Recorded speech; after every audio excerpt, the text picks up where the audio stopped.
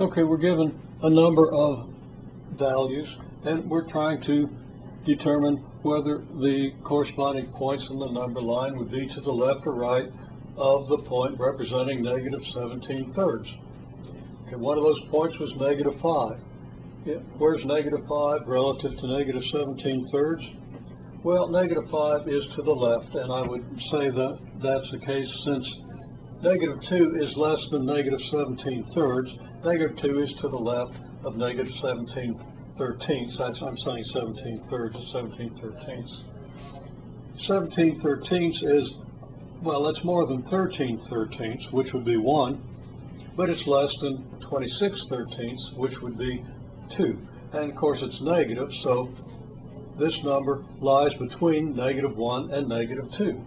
So negative 1 is greater than negative 17/13, which is greater than negative 2.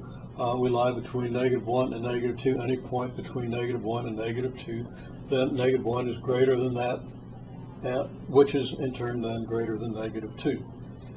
And then certainly negative 5 is to the left of negative 2. What about negative 1.5?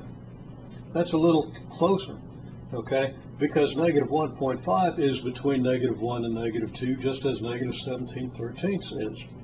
But we can express 17/13 as 1 and 4/13. And then with the negative sign, we're at negative 1 and 4/13, but 4/13 is less than 0.5. So that negative 1 and 4/13 is going to lie closer to 1 than negative 1.5. And 4/13 is less than 0.5, clearly because half of 13 is 6.5, and 4 is less than that. What about the square root of 5? Is it to the left? Are the points that we see to the left or right of 0.5? Okay, well, pi is one of the points. Is pi to the left or right of 0.5?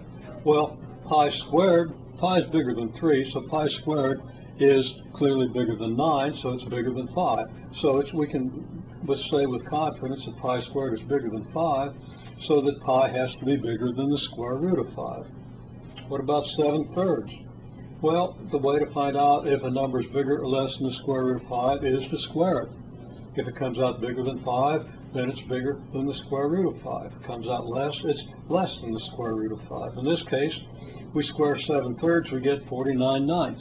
Well, 9 goes into 45 5 times, so 49/9 is bigger than 5, so 7/3 is bigger than 5.